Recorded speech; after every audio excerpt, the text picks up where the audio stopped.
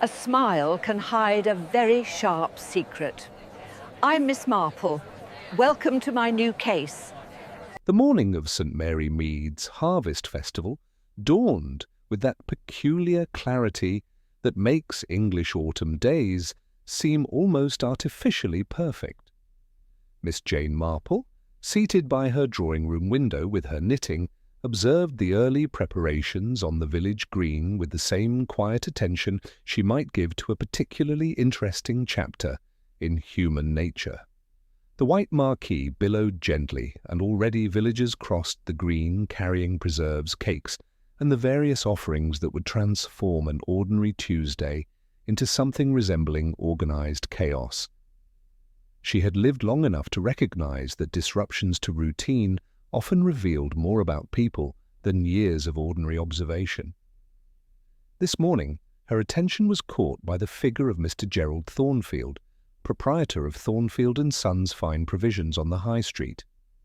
For 23 years he had opened his shop at precisely 8:15 each morning, yet today he had unlocked his door at 7:45, glancing nervously up and down the street as he did so. Mr. Thornfield was a man of rigid habits and careful respectability, known for his precise bookkeeping and his tendency to extend credit only to those whose social standing guaranteed payment. He was a widower of 50-odd years with a son recently returned from London who had begun modernizing the shop's displays with what the older residents considered unseemly enthusiasm.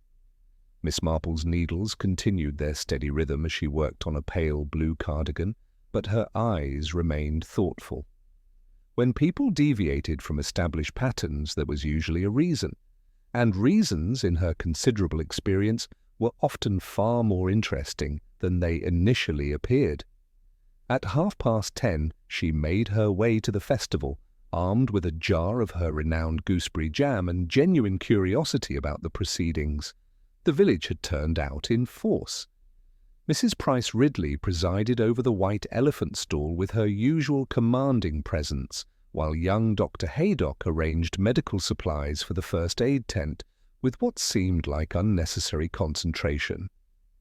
It was near the refreshment tent that Miss Marple encountered Mrs. Bantry, who was examining the produce stall with the air of a general inspecting troops. "Jane, have you seen young Robert Thornfield this morning?" Mrs. Bantry inquired. "Such a well-turned-out young man, though I must say his ideas about shop displays are rather metropolitan." Miss Marple had indeed noticed Robert Thornfield earlier, deep in conversation with Miss Celia Ashbrook near the church wall. The conversation had appeared intense, and when Miss Ashbrook had walked away, young Thornfield had remained staring after her with an expression that suggested their discussion had not concluded satisfactorily. "He seems somewhat preoccupied today," Miss Marple observed mildly. "Oh, young men are always preoccupied with something," Mrs. Bantry replied, dismissively. "Though I did notice him arguing with his father yesterday evening. Quite heated, it seemed, though of course one doesn't listen deliberately." Miss Marple made a small sound of agreement, filing away this information alongside her earlier observation that Mr. Thornfield Sr. had been handling his morning deliveries with uncharacteristic nervousness, and that there had been an unusual amount of correspondence delivered to the shop over the past week, letters bearing expensive London postmarks that seemed to require immediate and private attention. The festival proceeded pleasantly enough until shortly after noon, when the tranquil atmosphere was shattered by a piercing scream from the direction of the High Street.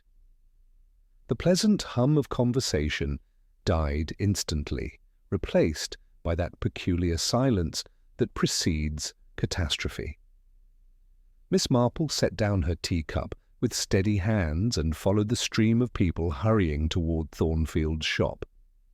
She moved at her own measured pace, and by the time she arrived, Constable Polk was attempting to maintain order outside the shop's entrance. Through the window, she could see a figure lying motionless behind the counter. Even from this distance, it was clear that Mr. Gerald Thornfield would never again open his shop at 8:15 sharp. Locked from the inside, Constable Polk was explaining to the gathering crowd, his young face pale with the gravity of the situation. Mrs. Fletcher, from the post office, heard a commotion around 11:30 and came to investigate when the shop failed to open after lunch. Miss Marple's sharp eyes noted several details that others seemed to overlook.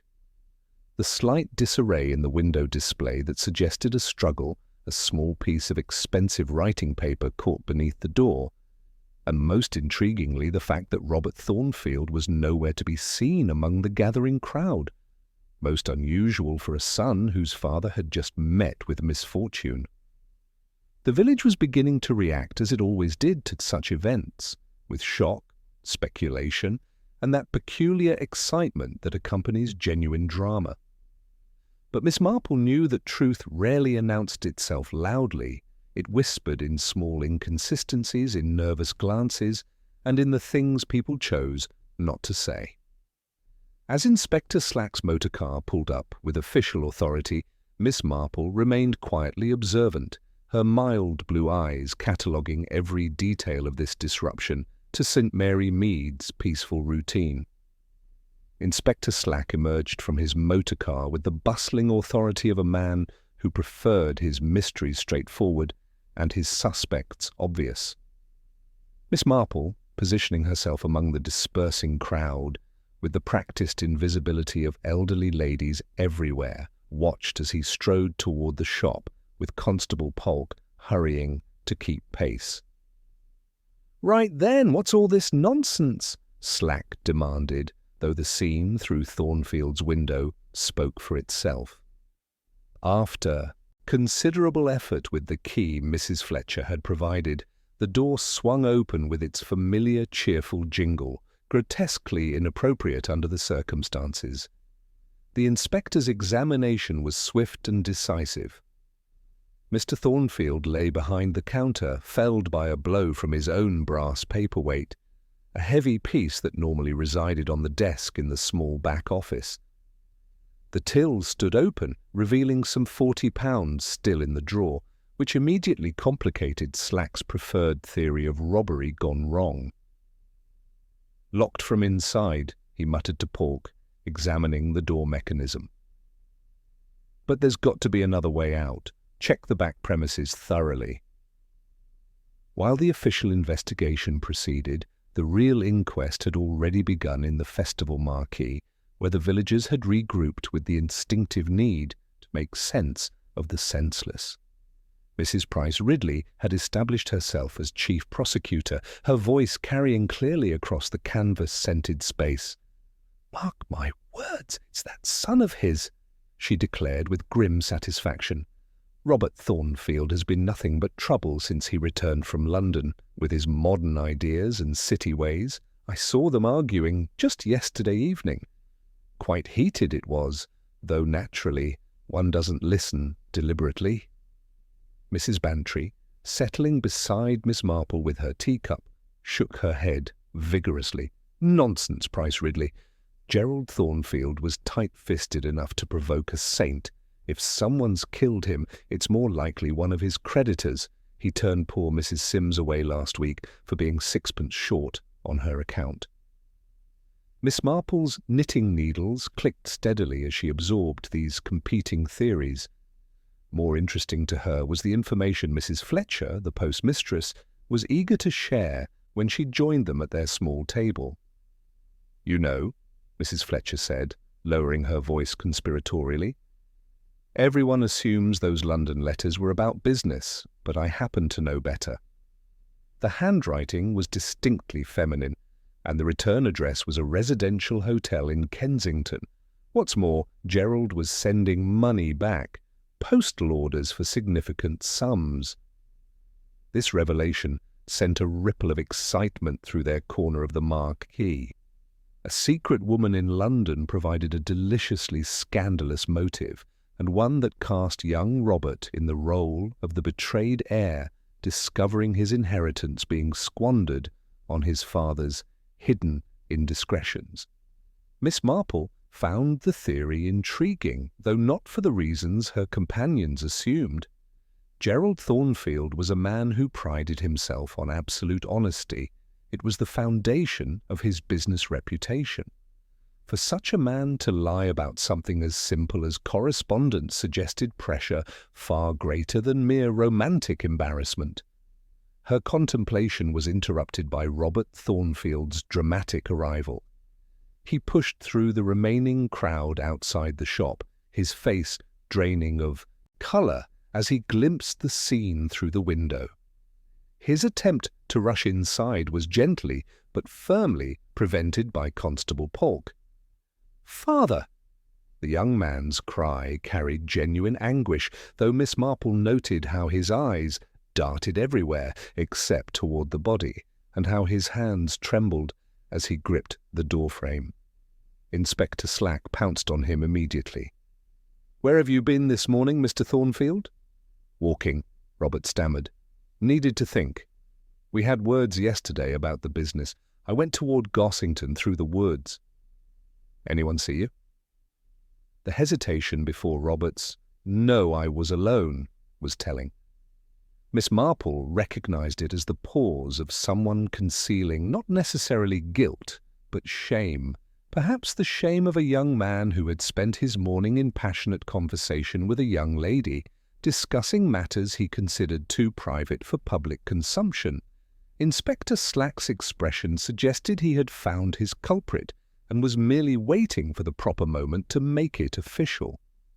The case was taking shape exactly as he preferred. A domestic dispute, an obvious suspect with no alibi, and a weapon of opportunity. However, Miss Marple's attention was caught by Constable Polk's return from examining the back premises. He whispered urgently to the inspector, who nodded with grim satisfaction. "Found the escape route," Slack announced to the gathering crowd. "Cellar hatch leading to the back alley. Explains how the murderer got out with the door locked from inside." As the afternoon shadows lengthened across the high street, Miss Marple walked slowly home, her mind turning over the day's revelations. The village had already convicted Robert Thornfield in its collective consciousness, but she had learned long ago that the truth rarely announced itself so conveniently. Somewhere, in the tangle of London letters, family arguments, and locked doors, lay the real story of Gerald Thornfield's death. The following morning brought the peculiar clarity that often follows village tragedies, when ordinary routines resume with heightened awareness of their fragility. Miss Marple rose early, her mind already occupied with the inconsistencies that had troubled her sleep. Inspector Slack might consider the case nearly concluded, but she had learned that murders, like knitting patterns, revealed their true design only when examined stitch by careful stitch. Her first destination was the alleyway beside Thornfield's shop, where she wished to examine the cellar hatch that had provided the murderer's supposed escape route. The morning light revealed details that yesterday's excitement had obscured. The wooden hatch sat flush with the cobblestones, its iron hinges darkened with age and weather. Inspector Slack had proclaimed it the obvious exit point, but Miss Marple's sharp eyes noticed something he had missed entirely. A thick growth of dandelions and chickweed had established itself along the seam, where wood met stone, their stems sturdy and leaves unblemished. If someone had burst through this hatch in desperate flight the previous afternoon, surely the vegetation would bear witness to such violence. Yet here it stood, undisturbed as a church garden. Miss Marple had seen similar deceptions before, scenes arranged to suggest explanations that had never occurred. Her contemplation was interrupted by rapid footsteps. Miss Celia Ashbrook approached with the unsteady gait of someone who had spent a sleepless night wrestling with conscience. Her usually immaculate appearance showed signs of distress. Her gloves were wrinkled, her hat slightly askew, and she wore a simple silver ring that seemed quite unlike her family's usual substantial jewelry. "Miss Marple," Celia said breathlessly, glancing nervously toward the shop. I must speak with someone, and you've always been so understanding about young people's difficulties." Miss Marple guided her to a small bench outside the bakery where they could speak privately while appearing to enjoy the morning air. "My dear, you seem quite troubled. Sometimes sharing our burdens lightens them considerably." The kindness in Miss Marple's voice broke through Celia's remaining composure. "It's about Robert," she whispered. "Everyone believes he killed his father, but he couldn't have. He was with me yesterday morning in the woods near Gossington. We were discussing our future together." "Ah," Miss Marple said gently. "That explained the ring you're wearing. Quite different from your usual pieces. A token of affection, perhaps?" Celia's hand flew to the silver band, confirming Miss Marple's deduction. "Robert gave it to me months ago, but father mustn't know. Mr. Thornfield disapproved of our attachment, said I was too far above Robert socially. Robert was planning to leave St. Mary Mead to make his fortune elsewhere before approaching father formally." "But you cannot provide Robert with an alibi without compromising your reputation," Miss Marple observed. "Exactly. And there's something else. Robert mentioned that his father had been frightened lately, worried about something beyond their usual business concerns. Last week, an elegant woman from London visited the shop.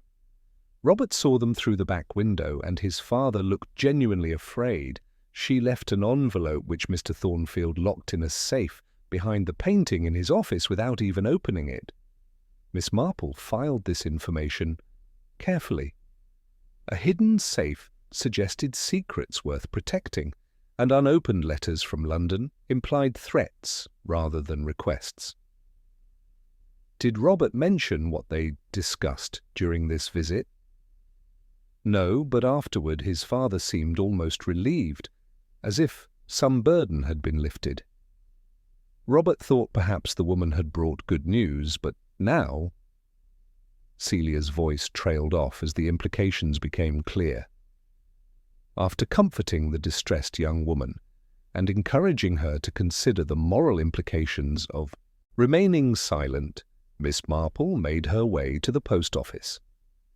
Mrs. Fletcher was eager to share the morning's revelations with someone who appreciated their significance. "The most extraordinary thing, Miss Marple," she began, lowering her voice conspiratorially. "Inspector Slack discovered that those London payments weren't going to any lady at all.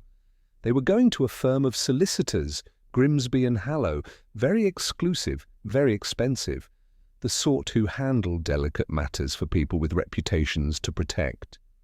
This revelation transformed Miss Marple's understanding entirely. Gerald Thornfield hadn't been supporting a mistress, he had been paying legal fees. The increasing amount suggested a problem that was growing more serious and expensive to contain. As she walked home, Miss Marple noticed an unfamiliar motor car parked discreetly down the lane. A well-dressed man sat behind the wheel, smoking and watching the Ashbrook house with professional attention. He had the look of someone accustomed to waiting and observing, perhaps an investigator or legal agent from London. The pieces were beginning to form a pattern quite different from Inspector Slack's domestic tragedy. Gerald Thornfield had been caught in something that required expensive legal assistance, something serious enough to frighten a man of his steady character. The murder wasn't the explosion of family tensions, but the culmination of pressures that had been building for months. Miss Marple quickened her pace slightly. The truth was emerging, but like morning mist, it required careful observation to see clearly. By afternoon, Inspector Slack had assembled what he considered an airtight case against Robert Thornfield, though Miss Marple's morning observations suggested otherwise. The undisturbed dandelions around the cellar hatch continued to trouble her. Nature, she had learned, rarely lied as convincingly as people did. Her contemplation was interrupted by Dr. Haydock, who arrived at her cottage with the harried expression of a medical man wrestling with official incompetence. "They've arrested young Robert," he announced without preamble, settling heavily into her sitting-room chair. Slack's convinced he has his murderer, but the medical evidence tells a different story entirely. Miss Marple poured tea with steady hands, encouraging him to continue. I examined Gerald's body thoroughly, Dr. Haydock explained, accepting his cup gratefully. The fatal blow was delivered with considerable force, but the angle suggests someone significantly taller than Robert. The boy's barely 5'8", while his father was a good 6 feet. The killer would need to be at least Gerald's height, possibly taller. I mentioned this to Slack, but he dismissed it as medical quibbling. This crucial detail aligned perfectly with Miss Marple's growing suspicions about Robert's innocence. She had observed the young man many times in the shop, and his slight build made him an unlikely candidate for overpowering his robust father in direct confrontation. There's something else troubling me, Dr. Haydock continued. Mrs. Fletcher mentioned those London solicitors, Grimsby and Hallow. I've heard that name before, in connection with property disputes. They specialize in cases involving questionable land titles and inheritance claims. After the doctor departed, Miss Marple decided that systematic investigation was necessary.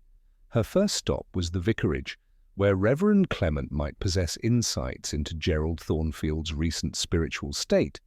She found the vicar in his study, surrounded by parish records and looking deeply troubled. Miss Marple, he said, rising to greet her, I've been wrestling with whether to share certain confidences, given recent developments. Sometimes sharing our burdens helps clarify our duty, Miss Marple observed gently. Gerald Thornfield came to see me 3 weeks ago, quite distressed, the vicar admitted. He spoke of past mistakes coming back to haunt him, of choices made years ago that now demanded accounting. He mentioned his late wife several times. She died 15 years ago, quite suddenly. At the time, everyone assumed it was her heart, but Gerald seemed to suggest there was more to the story, something he'd kept hidden to protect Robert. This revelation cast Gerald's character in an entirely new light. The rigid, respectable shopkeeper had harbored secrets significant enough to cause genuine spiritual anguish. Did he seem frightened? Miss Marple asked. Oddly, no. After our conversation, he seemed almost relieved, as if confession had lifted a burden. He spoke of someone who knew the truth, someone who had remained silent for years, but now required acknowledgement. Whatever was troubling him, he appeared to have reached some resolution. Miss Marple thanked the vicar and made her way to the village library, where an idea had begun to form. If Gerald's troubles involved land titles and old secrets, perhaps the answer lay in the historical records that Grimsby and Hallow had been investigating. The librarian produced the 1895 survey map of the village, and Miss Marple spread the brittle parchment carefully on the reading table. Her finger traced the original boundaries of the Ashbrook estate, which had encompassed what was now the High Street, including the plot where Thornfield and Sons stood. But there was a crucial anomaly. A small, triangular section of land, precisely where the shop's back garden met the alleyway, was marked with different hatching. The legend identified it as common land not for sale. Miss Marple sat back, her pulse quickening. If the land where the shop stood was actually common land that had been illegally sold or enclosed by the Ashbrook family decades ago, the title deeds would be invalid. The shop, the surrounding houses, perhaps even the Ashbrooks' current financial stability, all depended on a deception perpetrated 50 years earlier. Gerald Thornfield, meticulous record-keeper that he was, must have discovered this discrepancy while researching property documents for some routine business matter. The elegant woman from London hadn't been a mistress. She had been a representative of someone with a claim to the illegally enclosed land. Her discovery was interrupted by Inspector Slack's arrival, his expression combining triumph with irritation. "Doing a bit of history reading, Miss Marple?" he asked, with heavy sarcasm. "Well, you can close the book on the Thornfield murder. We've found conclusive evidence." "Indeed?" Miss Marple asked politely, though her mind was racing. A blood-stained handkerchief wrapped around a heavy iron bar, hidden in the woods near Gossington. Robert Thornfield's initials are embroidered on it, clear as day. We're bringing him in for formal charging. Miss Marple watched him stride away, recognizing the planted evidence for what it was. The handkerchief was too convenient, just like the cellar hatch, both designed to construct a narrative of guilt around an innocent young man. Someone knew exactly where Robert had been walking because they had been watching him, waiting for the perfect opportunity to plant evidence that would seal his fate.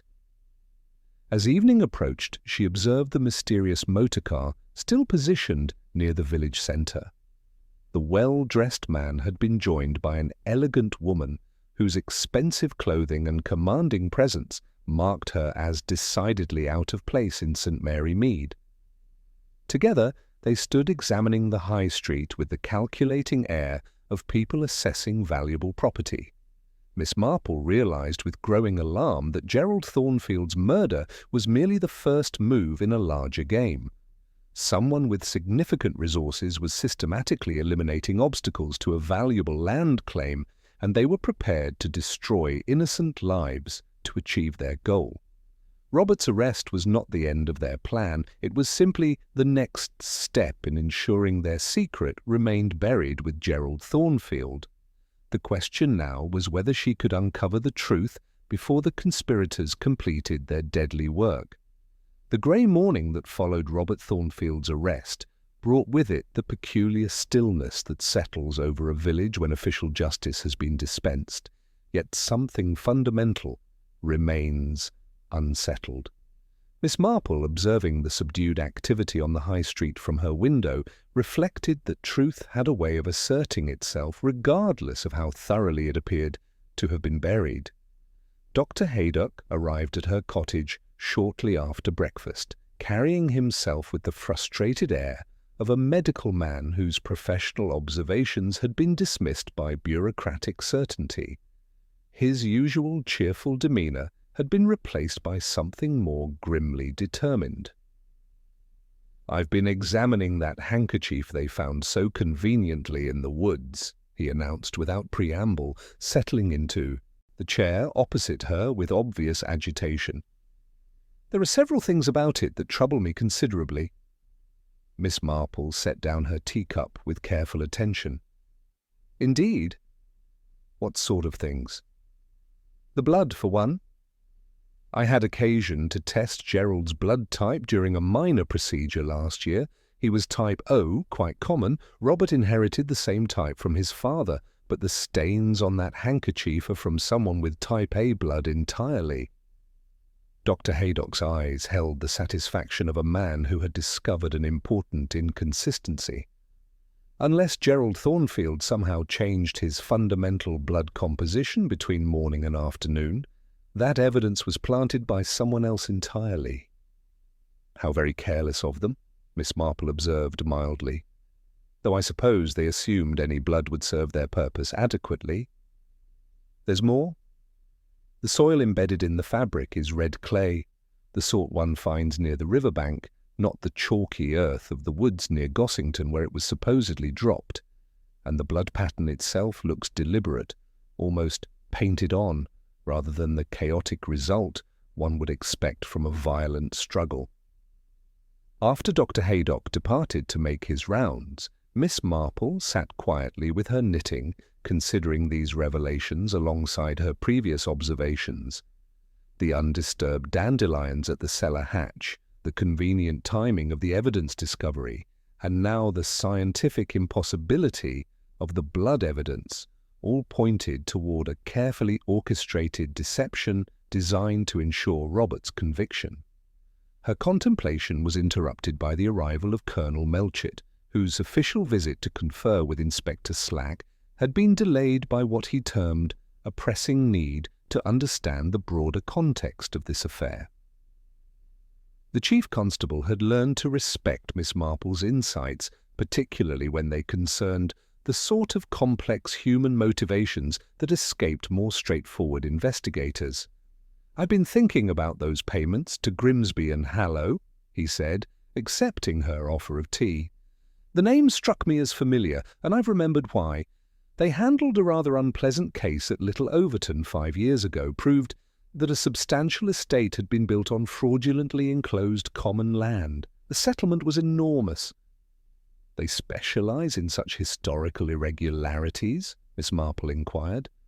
"Property disputes involving questionable titles, yes, expensive work, and they only take cases where the evidence is absolutely solid." Colonel Melchert's expression grew thoughtful. "If they were investigating something here in St. Mary Mead, it would involve considerable money and cast doubt on some very established ownership claims." Miss Marple mentioned her discovery of the 1895 survey map, and the Colonel's reaction confirmed her suspicions. "Good Lord, if the High Street properties were built on improperly enclosed common land, the implications would be staggering. The Ashbrook family's entire estate depends on that original land acquisition. Sir Lionel has mortgaged nearly everything to maintain appearances. If those titles were invalidated, the family would face complete ruin." This context transformed Gerald Thornfield's recent behaviour entirely. The meticulous shopkeeper hadn't been paying blackmail or legal fees for his own protection. He had been involved in an investigation that threatened to expose a fraud dating back 50 years, one that would destroy several prominent families and potentially invalidate dozens of property deeds throughout the village. "Colonel," Miss Marple said carefully, "might I ask where Sir Lionel was on the morning of the murder?"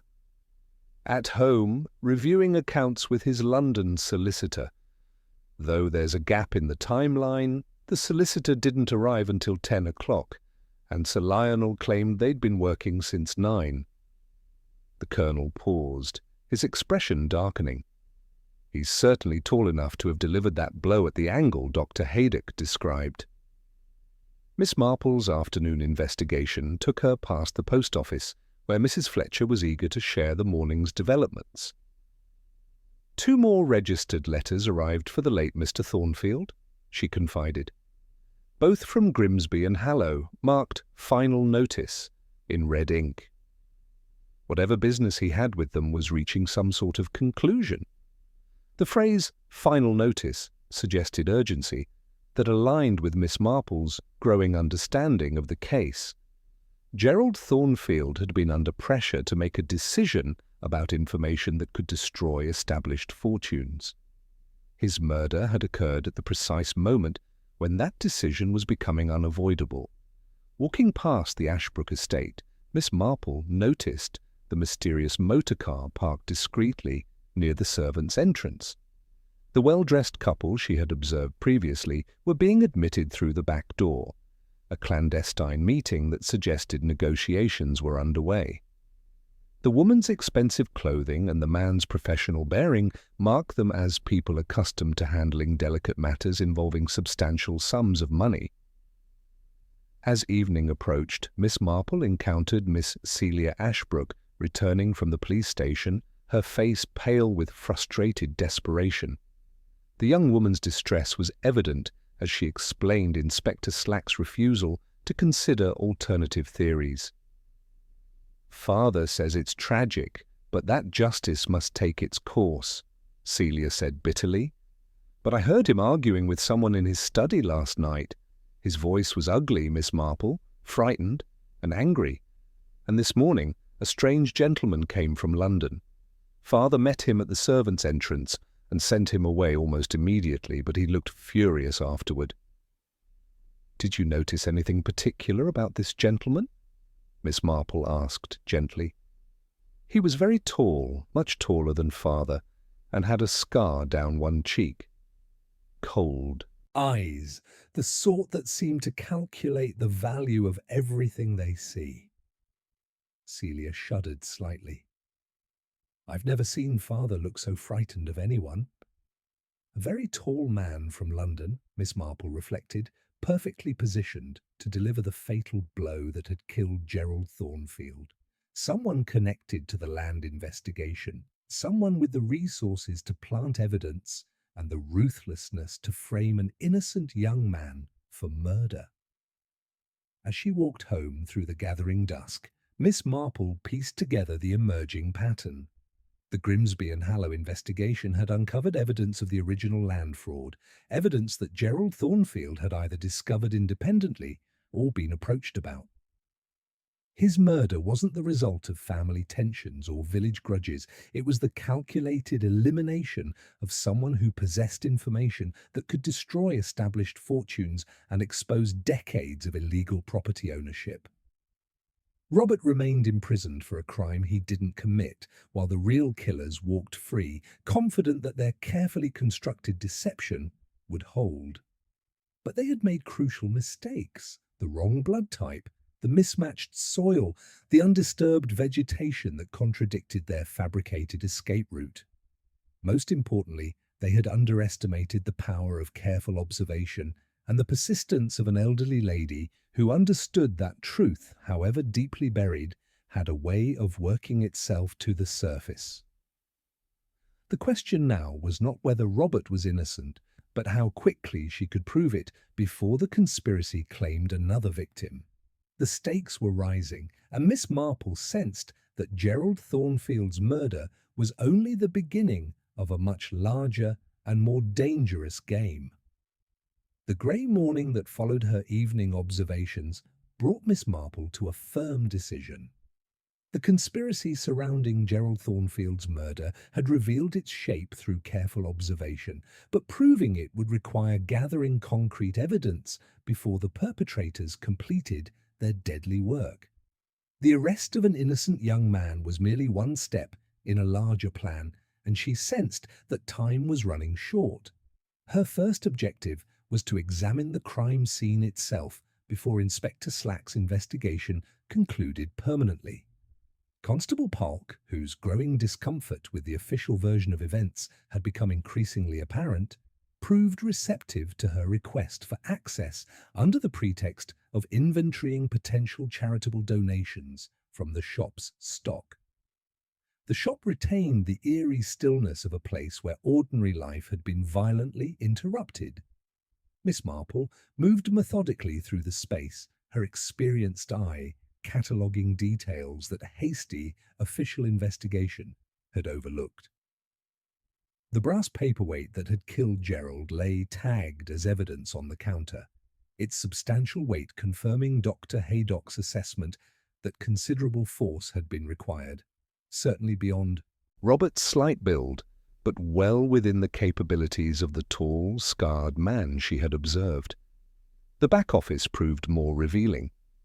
The painting that concealed Gerald's safe hung slightly askew, and the safe itself stood open and empty.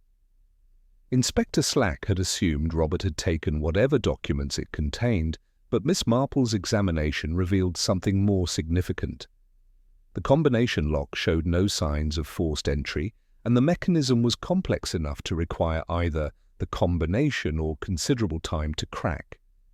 Gerald's murderer had possessed intimate knowledge of his security arrangements. "Constable," she said quietly, "this safe wasn't broken into. It was opened by someone who knew the combination." Polk examined the mechanism with growing understanding. "That rules out robbery entirely, doesn't it? And Robert wouldn't have known his father's combination. They'd been arguing about business matters for weeks." Miss Marple turned her attention to Gerald's desk, where the leather blotter showed characteristic ink stains and indentations from recent correspondence. Holding it carefully to the window light, she could discern the ghostly impressions of what appeared to be Gerald's final letter, written in his precise hand.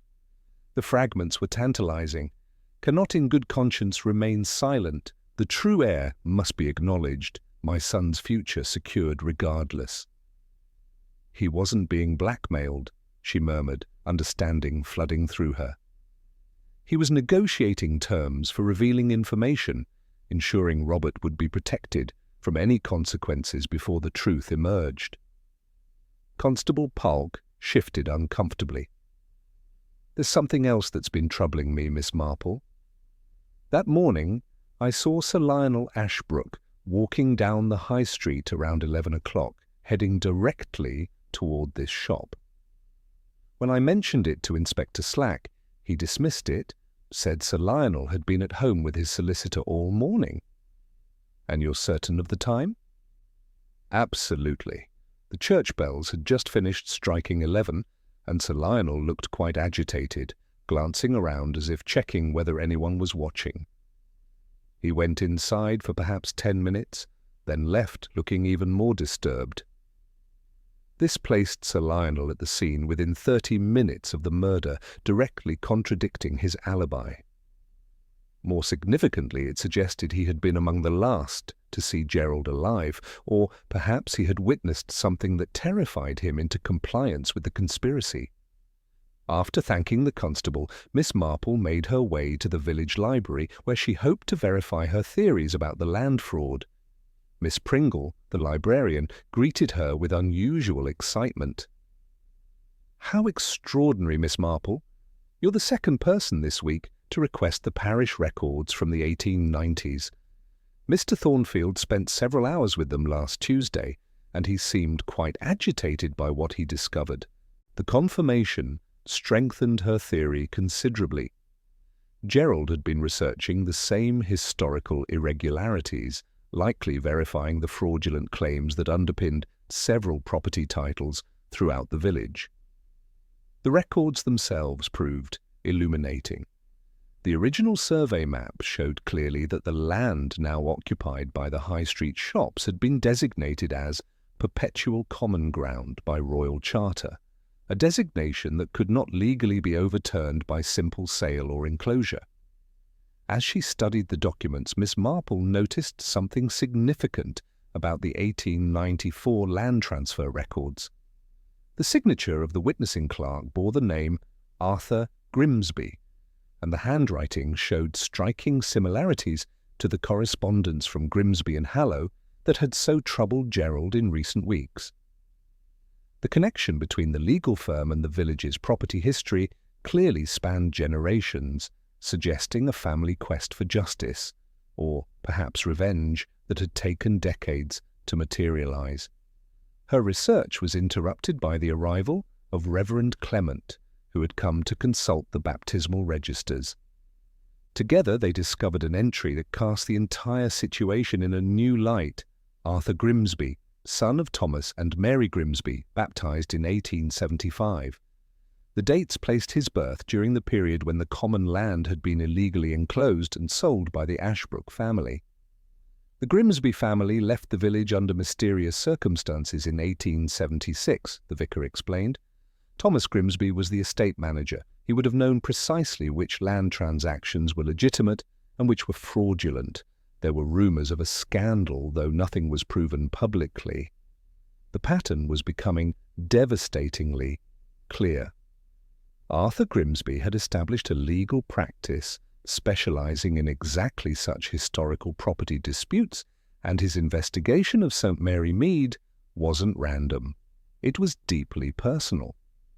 Gerald Thornfield, with his meticulous record-keeping, had uncovered evidence supporting the Grimsby claim, making him simultaneously valuable as a witness and dangerous as someone who could expose the current conspiracy to suppress the truth.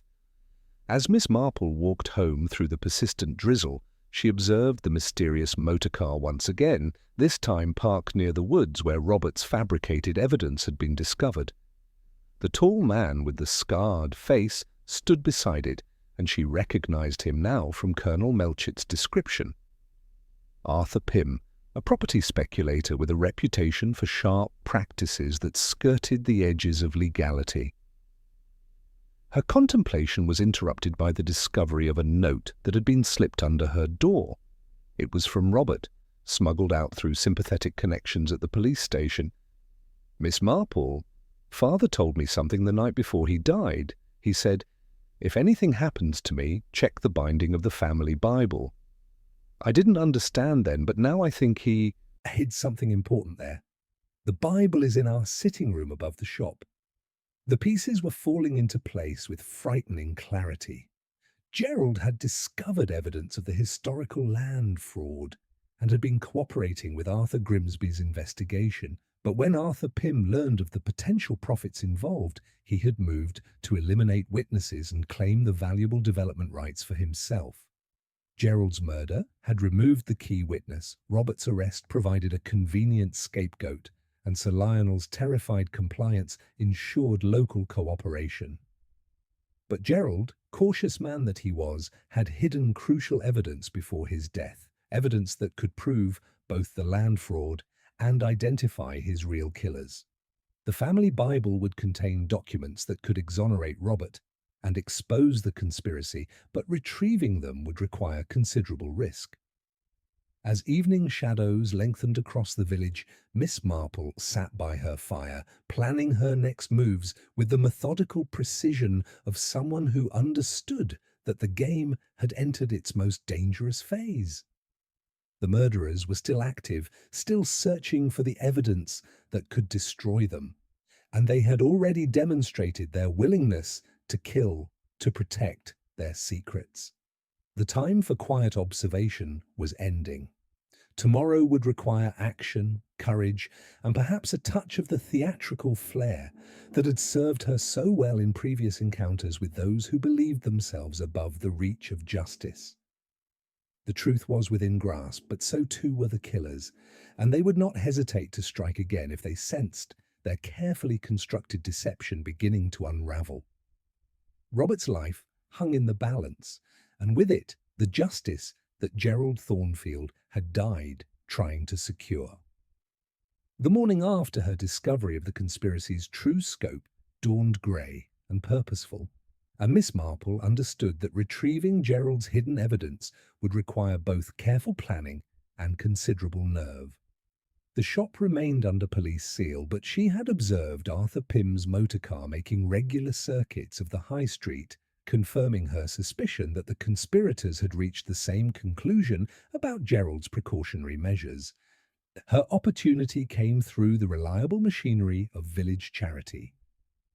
A carefully planted suggestion to Mrs. Price Ridley about the waste of letting Gerald's perishable goods spoil while official procedures dragged on proved irresistible to a woman who prided herself on practical benevolence. Within hours, a formidable committee had assembled, armed with baskets and righteous determination to salvage what they could for the deserving poor. "Surely Constable Pulk cannot object to preventing such waste," Mrs. Price Ridley declared, leading her troops toward the sealed shop with the confidence of someone accustomed to having her charitable impulses accommodated. "We shall be most careful not to disturb anything of official importance." Poor Pulk found himself overwhelmed by the organized efficiency of village ladies on a mission. While Mrs. Price Ridley directed the systematic removal of tinned goods and preserves, creating exactly the sort of bustling confusion that made individual movements invisible, Miss Marple slipped quietly up the narrow staircase to the living quarters above. The flat retained the melancholy stillness of interrupted life. Gerald's reading glasses lay folded beside his chair, and the morning newspaper remained open to the financial pages where he had been tracking commodity prices on his final morning. Miss Marple moved directly to the bookshelf where the massive family Bible rested, its leather binding worn smooth by generations of hands seeking comfort in familiar passages. Her examination revealed Gerald's cleverness immediately.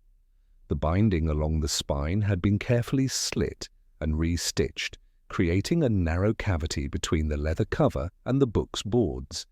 Tucked within this space were several documents that confirmed her worst fears about the conspiracy's scope and ruthlessness. The first was a copy of the original 1894 Royal Charter designating the High Street land as perpetual common ground, complete with official seals that made its authenticity unquestionable. The second was a sworn affidavit from Thomas Grimsby, dated 1895, detailing how he had been coerced into falsifying land records through threats against his family's safety. Most damning of all was recent correspondence between Gerald and the London solicitors, revealing his cooperation with their investigation and his growing fear of the consequences. The final document made her blood run cold, a letter from Arthur Pym to Gerald, dated just 2 days before the murder, stating bluntly that certain interests will not hesitate to employ permanent solutions if discretion cannot be maintained through conventional means. Gerald had been warned of his fate and had hidden this evidence, knowing he might not survive to present it himself. Miss Marple had barely secured the documents in her knitting bag when she heard the unmistakable sound of the back door opening below. The charity committee's cheerful chaos continued in the front of the shop, but someone had entered through the rear entrance with the stealth of someone who had no legitimate business there. Moving with surprising agility for a woman of her years, she positioned herself behind the bedroom door, leaving it slightly ajar to observe the sitting room. Her precaution proved wise when Arthur Pym appeared, his scarred face grim with purpose, as he moved directly to the bookshelf. His systematic search revealed the methodical mind of someone accustomed to eliminating evidence, but his growing frustration when the Bible yielded no secrets confirmed that she had retrieved Gerald's insurance just in time. Pym's muttered curse when he found the hiding place empty carried clearly in the small room. He began a more violent search, overturning furniture and scattering papers with the desperation of someone whose carefully laid plans were unraveling. The contrast between his barely controlled fury and Mrs. Price Ridley's booming directions from below created a surreal tableau that would have been amusing under less dangerous circumstances. When the sounds of the charity committee began moving toward the staircase, Pym abandoned his search and departed through the same rear entrance he had used to arrive. Miss Marple waited until his footsteps faded before emerging from concealment, her heart beating rapidly, but her mind crystal clear about what must be done next.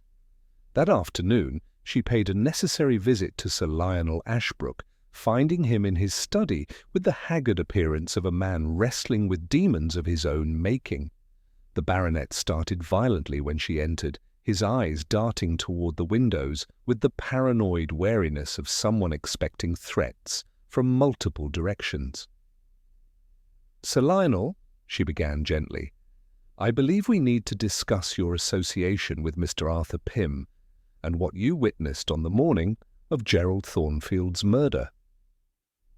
His face drained of colour, and the glass in his trembling hand rattled against his teeth. "You don't understand the forces you're dealing with, Miss Marple. These people stop at nothing to protect their interests. Gerald learned that, and now he's dead. As will others, unless someone with courage stands up to them," she replied steadily. "Including your daughter, if they decide she poses a threat to their plans." The mention of Celia broke through his paralysis of fear. In halting, shame-filled sentences, he confessed his complicity in the conspiracy.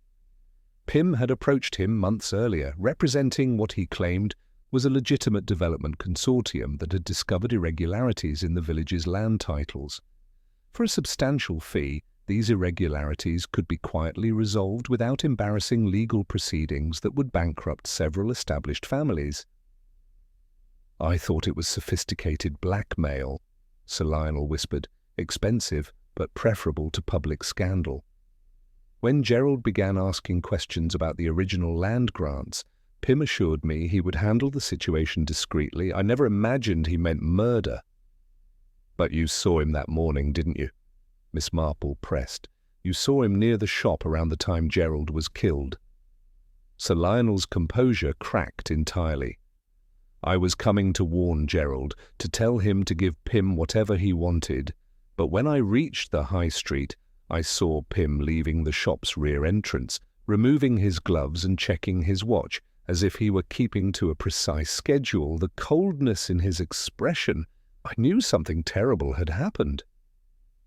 "Yet you said nothing when an innocent young man was arrested."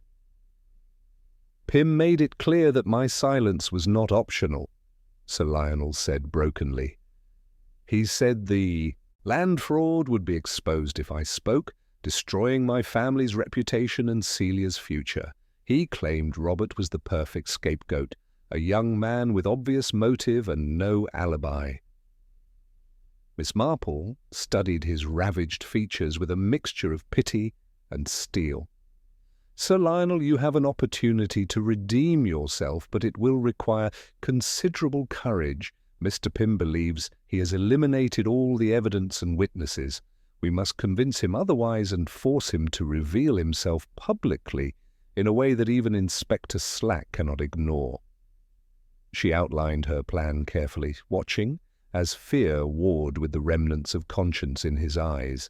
It was dangerous, relying on Pym's arrogance and greed to overcome his natural caution, but it represented Robert's best hope for freedom and justice's only chance for satisfaction. Tonight, she instructed, you must send word to Mr. Pym that you have discovered additional documents hidden in Gerald's shop, papers that could complete his control over the land titles but also implicate him directly in the murder.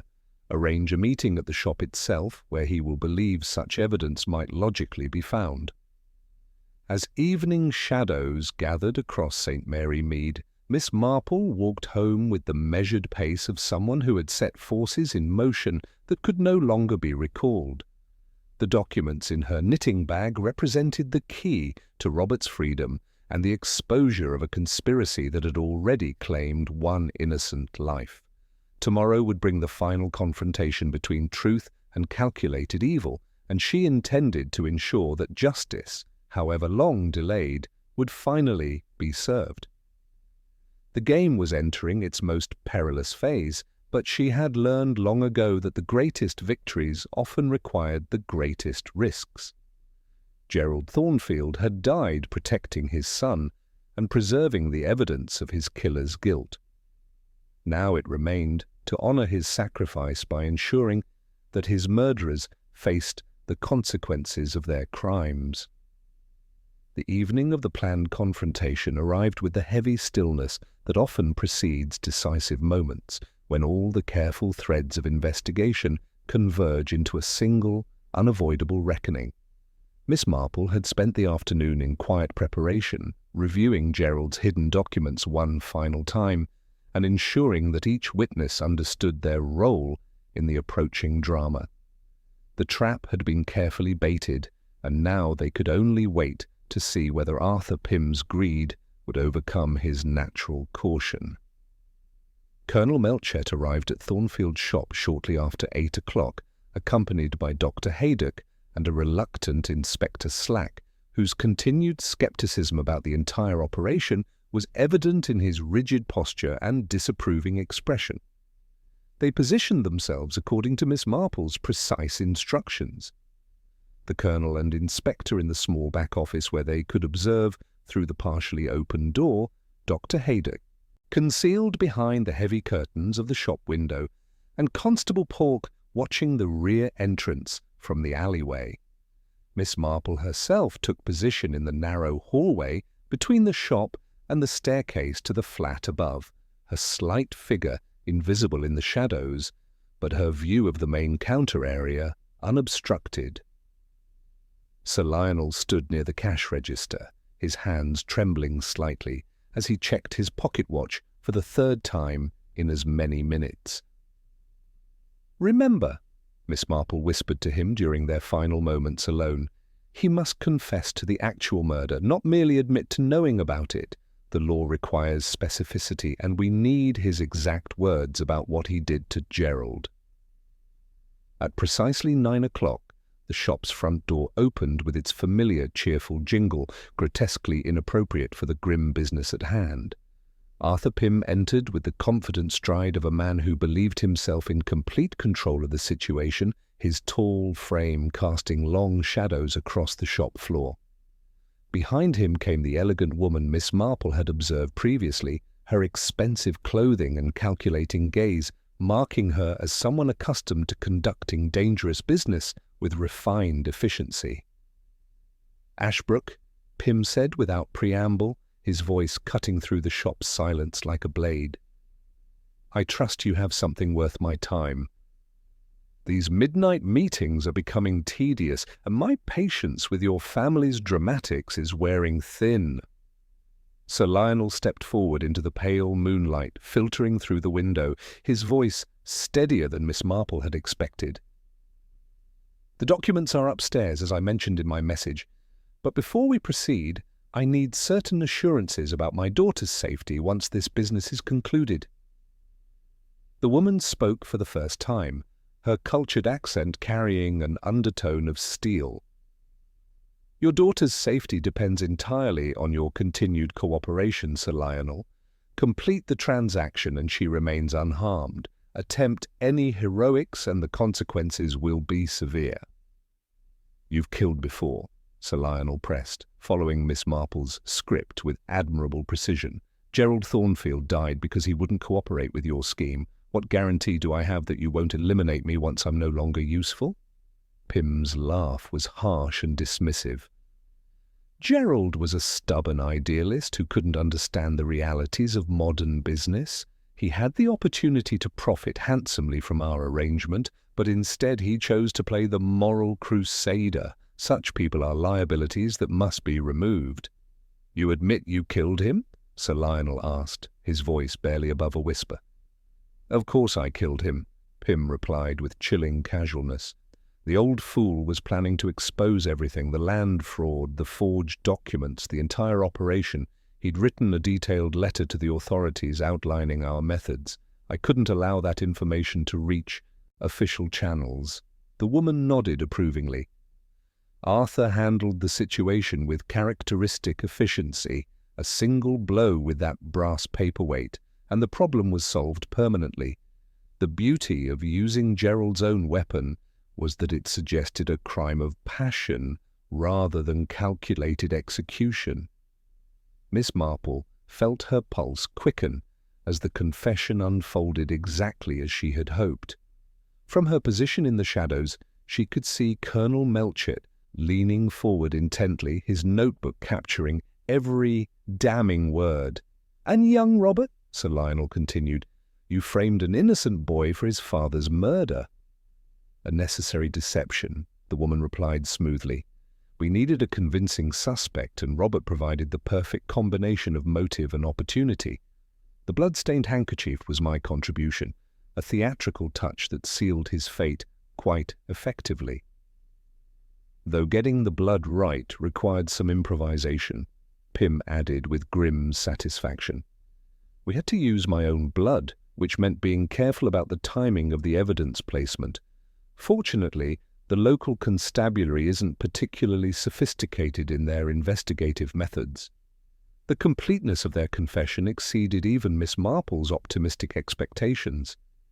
Every element of the crime had been acknowledged, witnessed by 3 reliable observers whose testimony would be unshakable in court. "Now," Pym continued, extending his hand towards Sir Lionel, "enough reminiscing. Give me those documents, and we can conclude our business permanently." At that moment, Miss Marple stepped calmly from the shadows into the pale light near the counter. "I believe, Mr. Pym, that the documents you seek are already in the hands of the proper authorities." The reaction was instantaneous and violent. Pym spun around with predatory speed, his hand reaching inside his coat for what was undoubtedly a weapon. But before he could draw, the shop blazed with electric light as Dr. Haydock activated the main switches, revealing Colonel Melchett and Inspector Slack emerging from the back office with revolvers drawn. "Arthur Pym," the colonel announced with formal authority, "I am placing you under arrest for the murder of Gerald Thornfield and conspiracy to pervert the course of justice." For a moment that seemed suspended in time, Pym's eyes darted around the shop like a trapped animal seeking escape. His companion remained perfectly still, her calculating gaze already assessing their options with the cold precision of someone accustomed to adapting quickly to changing circumstances. "You cannot prove anything," she said finally, her voice retaining its cultured composure despite their desperate situation. "Our conversation was private. and any recordings would be inadmissible in court. "Actually," Miss Marple replied gently, "your detailed confession was witnessed by a chief constable, a qualified physician, and a senior police inspector. I believe their testimony will prove quite adequate for legal purposes." The woman's composure finally cracked, revealing the calculating predator beneath the refined exterior. "You interfering old fool! Do you have any idea what you've destroyed? This land is worth a fortune, enough to fund a dozen such operations." "I understand perfectly," Miss Marple said quietly. "You saw an opportunity to profit from historical injustice and decided that murder was an acceptable business expense. Gerald Thornfield died because he possessed both the evidence of your fraud and the moral courage to expose it."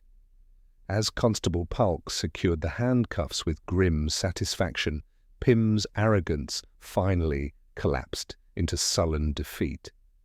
The careful planning that had sustained him through murder and deception had been undone by the simple persistence of an elderly lady who understood that truth, however deeply buried, would eventually surface. Inspector Slack, his earlier skepticism transformed into grudging respect, supervised the removal of the prisoners while Colonel Melchett gathered the crucial evidence that would ensure their conviction. The confession, witnessed by multiple reliable observers, combined with Gerald's hidden documents to form an unbreakable chain of proof that even the most skilled defense attorney could not challenge. As the police cars disappeared into the night, carrying the architects of so much misery toward their reckoning, Miss Marple stood quietly in the shop where Gerald Thornfield had lived and died. The immediate demands of justice had been satisfied, but the human cost remained. A good man dead, a young man scarred by false accusation, and a village forced to confront the uncomfortable reality that evil could wear respectable faces and speak with educated voices. Tomorrow would bring Robert's release, the exposure of the land fraud, and the beginning of difficult conversations about historical wrongs and contemporary consequences. But tonight, at least, truth had triumphed over deception, and an innocent young man would sleep, knowing his freedom was assured. Miss Marple gathered her knitting bag and walked slowly toward her cottage, reflecting once again on the strange, sad tangles of human nature she had helped to unravel. The case was closed, but the study of life, she knew, would continue as long as there were people to observe and mysteries to solve. The morning following Arthur Pym's arrest brought Robert Thornfield's release with a quiet dignity that seemed to honor both his ordeal and his father's memory. Miss Marple, observing from her window as he walked slowly down the high street toward the shop, noted how he paused before the familiar door, gathering strength to enter the place where his father had died and where his own nightmare had begun. Celia Ashbrook waited for him near the green, and when she took his hands in full view of the watching village, her gesture declared more eloquently than words that their future would be built on truth rather than concealment. Whatever social barriers had once separated their families seemed insignificant now, dissolved by the shared experience of near tragedy and the recognition that genuine affection mattered more than artificial distinctions. Colonel Melchett had arranged a gathering at the vicarage that afternoon, bringing together all the principal figures in what the newspapers would sensationally term the High Street murder plot. The atmosphere was one of quiet solemnity rather than celebration. Justice had been served, but at considerable cost to the community's peace of mind. "Miss Marple," Colonel Melchett began formally, "Inspector Slack has requested a complete explanation of how you unraveled this conspiracy. For the official record, and perhaps for our own understanding, would you walk us through your process of deduction?" Miss Marple set aside her knitting with careful precision, her mild blue eyes surveying the assembled company with quiet authority. The solution became apparent once one recognized that every piece of obvious evidence had been deliberately fabricated. From the very beginning, the crime scene told a different story than the one we were meant to believe. She began with her first observation of the undisturbed dandelions around the cellar hatch. Inspector Slack assumed this provided the murderer's escape route, but nature rarely lies as convincingly as people do. The vegetation was completely undisturbed. If someone had burst through that hatch in desperate flight, surely the plants would have shown some damage. Dr. Haydock nodded vigorously. And the blood-stained handkerchief was equally fabricated. Type A blood, when both Gerald and Robert were type O, soil from the riverbank rather than the chalky woods where it was found, and a blood pattern that looked deliberately applied rather than the result of genuine violence. Precisely, Miss Marple continued. But the most telling evidence was Gerald's safe. It hadn't been forced open. Whoever emptied it knew the combination. A stranger bent on robbery would have broken it, but this was someone with intimate knowledge of Gerald's arrangements. Robert spoke quietly from his chair beside Celia. Father never shared that combination with me.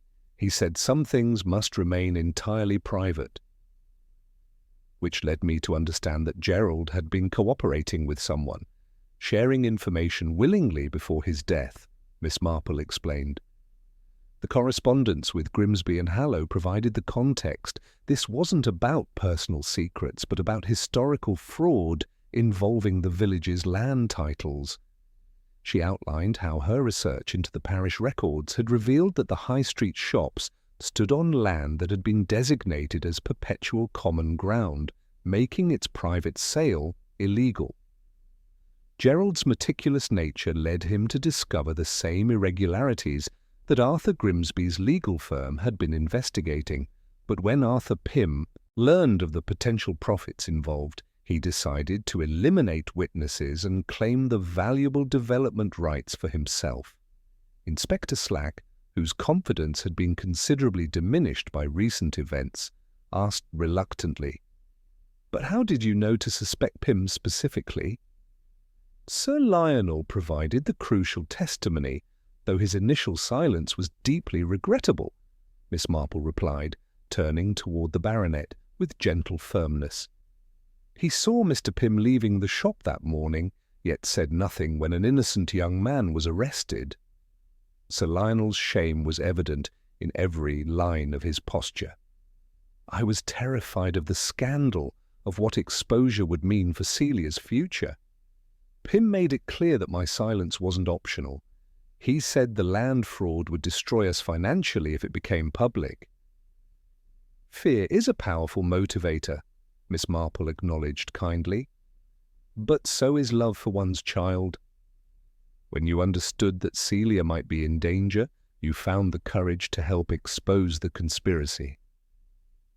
Celia squeezed her father's hand briefly, a gesture of forgiveness that brought visible relief to his haggard features. Their relationship would require considerable rebuilding, but at least the foundation of truth had been established. The final trap was necessary because we needed Pym's confession in the presence of reliable witnesses, Miss Marple continued. His arrogance made him vulnerable. He couldn't resist boasting about his cleverness, explaining exactly how he had murdered Gerald and framed Robert.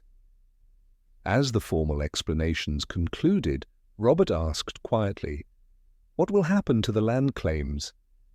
"My father died trying to ensure the truth came out. I want to honor his intentions." Colonel Melchett consulted his notes. "The courts will likely order financial settlements rather than wholesale property transfers. Too many innocent parties have built their lives on that land to justify mass evictions. Justice can be served through compensation to the Grimsby family without destroying the entire community." Later, as the group dispersed, Miss Marple remained in the vicarage garden, watching the village return to its ordinary rhythms. Dr. Haydock paused beside her, his expression thoughtful. "How did you see through it all when the rest of us were so thoroughly convinced?" he asked. "People are remarkably consistent in their essential natures, Doctor," she replied, resuming her knitting. "Robert Thornfield is fundamentally honest, like his father. utterly incapable of the cold calculation required for patricide. Once I recognized that truth, everything else became a matter of careful observation and patience. That evening, she visited the shop, now reopened under Robert's management. The oppressive order of Gerald's regime had been replaced by something lighter and more welcoming. Fresh flowers stood on the counter, and Celia worked beside Robert, their partnership, symbolizing the village's gradual healing.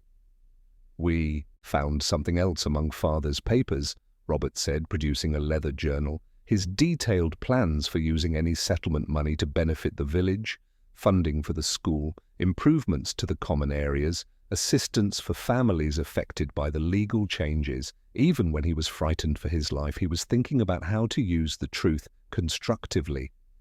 This final revelation completed Miss Marple's understanding of Gerald Thornfield. He hadn't just been a victim or witness, but a quiet hero planning for a future he suspected he might not live to see. Walking home through the gathering dusk, Miss Marple reflected on the nature of justice and healing.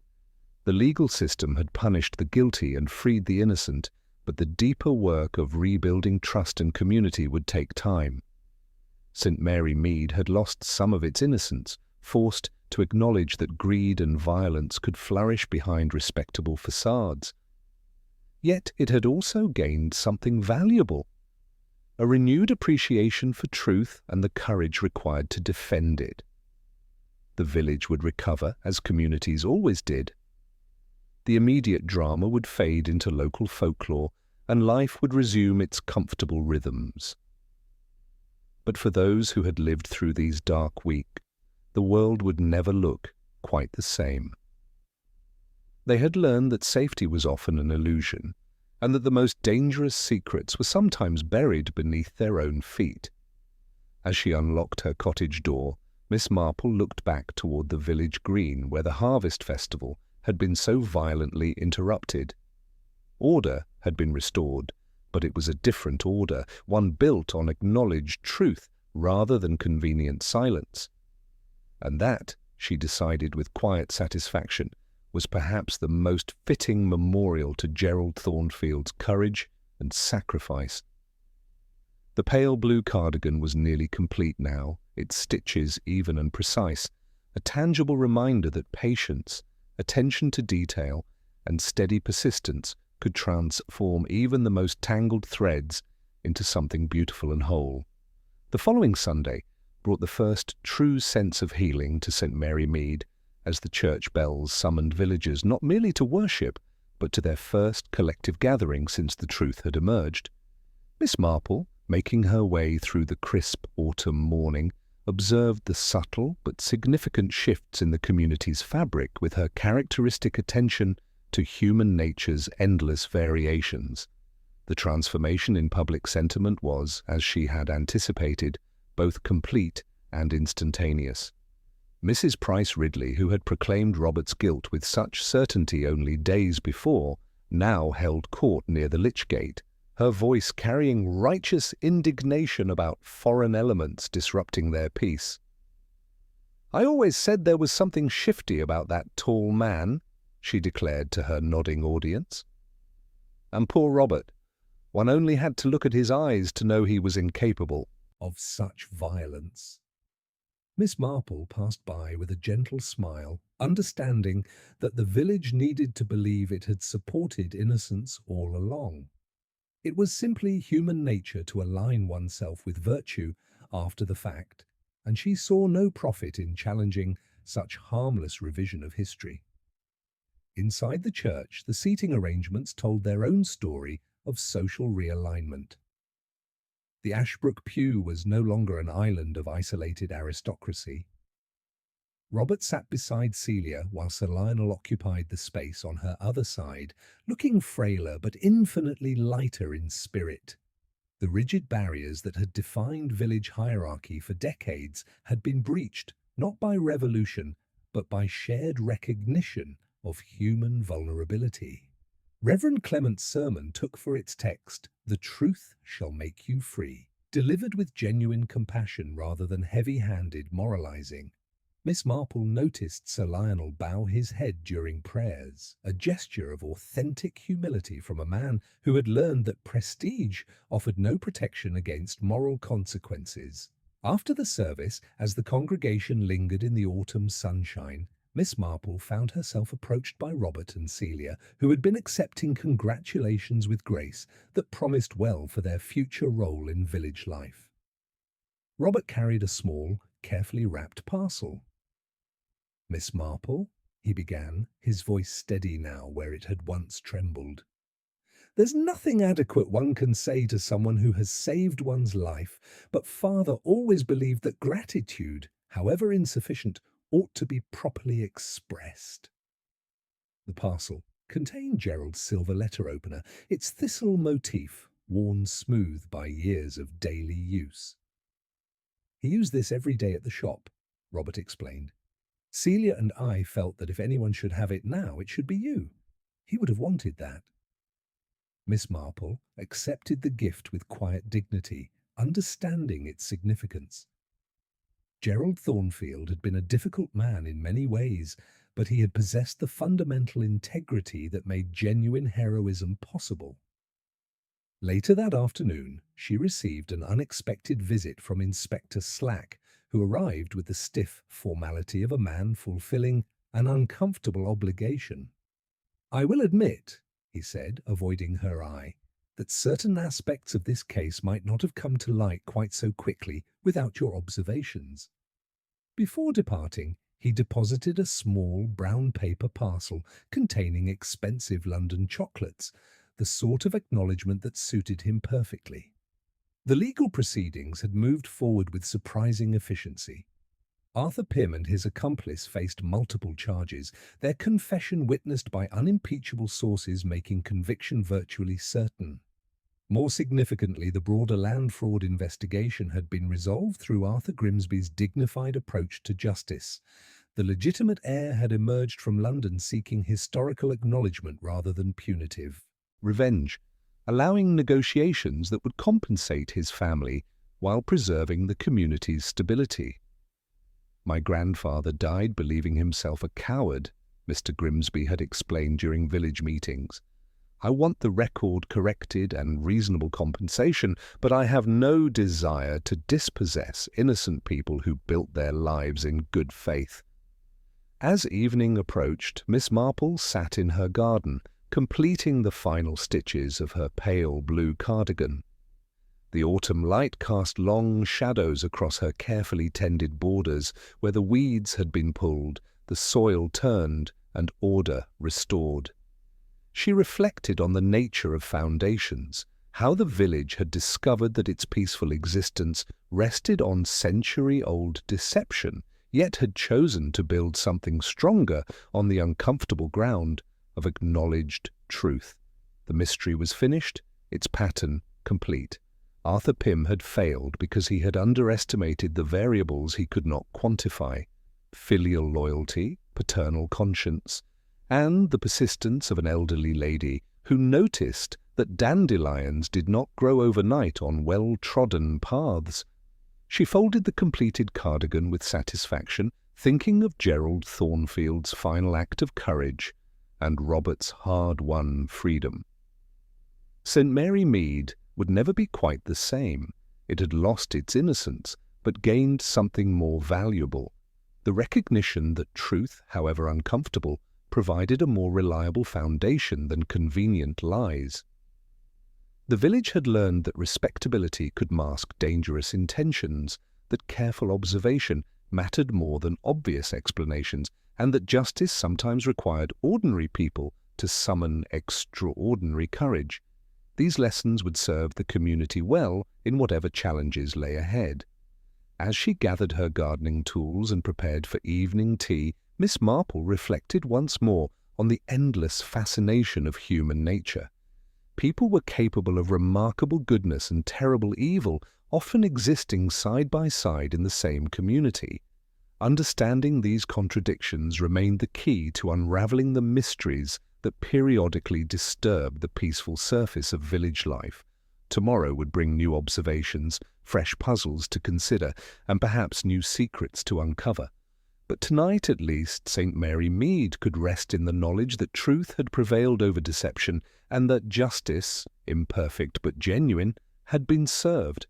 The study of human nature, Miss Marple knew, would continue as long as there were people to observe and mysteries to solve. Gerald Thornfield's letter opener caught the last rays of sunlight from her table, a quiet memorial to a man who had understood that some truths were worth dying to preserve.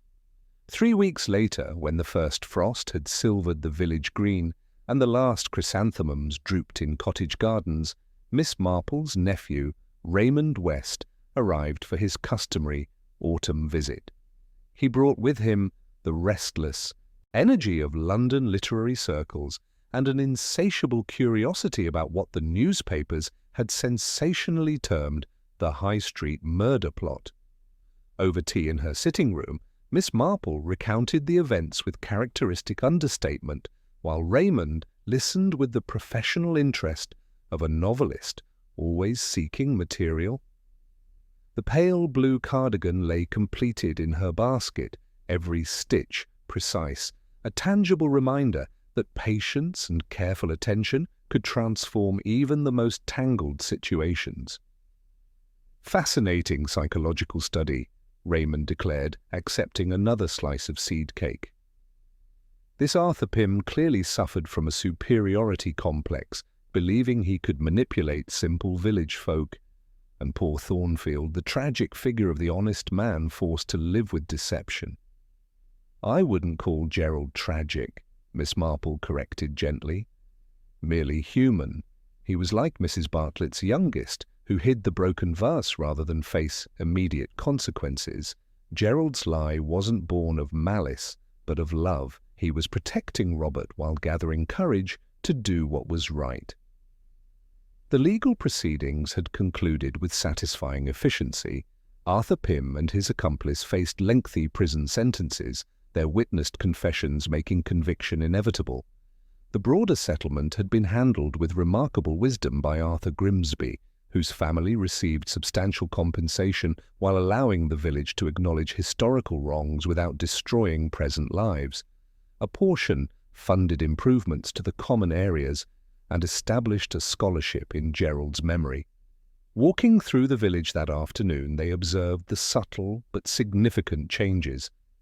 Robert and Celia worked together in the shop, their partnership now openly celebrated. The rigid barriers of social hierarchy had softened into something more natural and genuine. Sir Lionel, chastened but not broken, had found unexpected dignity in honest acknowledgement of his failures. "The Ashbrook girl is marrying beneath her station, surely," Raymond observed, noting the wedding bands posted at the church. "She's marrying a man of character," Miss Marple replied firmly, "which is the only station that truly matters. The Ashbrooks have kept their house but lost their pretensions, a much healthier arrangement." They paused outside Thornfield and Sons, where warm light spilled from windows that no longer held shadows of violence. Inside, Robert served customers with his father's meticulous care, but without the rigid formality that had marked Gerald's approach. The shop had reclaimed its identity as the village's heart. "And the investigation itself?" Raymond asked. "How did you see through their deception when the police were so thoroughly convinced?" Miss Marple smiled, remembering the undisturbed dandelions around the cellar hatch, the mismatched blood types, the convenient timing of planted evidence. "They were clever people, Raymond, but they made the fundamental error of underestimating village life. They saw only property values and legal loopholes, not the connections that bind a community, how Mrs. Fletcher notices every letter, how Dr. Haydock knows every medical detail, or how an elderly lady might observe that vegetation doesn't grow overnight on well-trodden paths." As evening approached and they walked home through the gathering dusk, Raymond seemed thoughtful. "You know, Aunt Jane, I sometimes worry about you living in such a quiet place. After the excitement of a case like this, don't you find village life rather boring? Miss Marple paused at her garden gate, looking back toward the high street, where ordinary life continued its eternal dance of human hopes and fears, loves and betrayals, courage and cowardice. She thought of Gerald's silver letter opener resting on her mantelpiece, a memorial to integrity and the price of truth. She remembered the careful lies and desperate deceptions, the planted evidence and manufactured alibis, all unravelled by patient observation and understanding of human nature's endless variations. "Boring, Raymond," she repeated softly, her eyes twinkling with quiet amusement. "Oh, no, dear. Human nature is many things, frightening, inspiring, complicated, and occasionally terrible. People love and hate, sacrifice and betray, often within the same small community, sometimes within the same heart. They build elaborate deceptions and maintain them through sheer force of will, yet truth has a way of working itself to the surface, like bulbs pushing through winter soil." She opened her gate and turned toward the cottage where firelight glowed warmly in the windows. "In St. Mary Mead, I can assure you, life is never, ever boring. There are always new mysteries to observe, new patterns to recognize, new puzzles waiting to be solved. The study of human nature, you see, is inexhaustible." As they entered the cottage together, the village settled into peaceful evening routines, its wounds healing, its secrets acknowledged, its future built on foundations of truth rather than convenient lies. Miss Jane Marple, guardian of justice and student of human nature, prepared to face whatever mysteries tomorrow might bring, secure in the knowledge that truth, however long delayed, would always find its way to the light.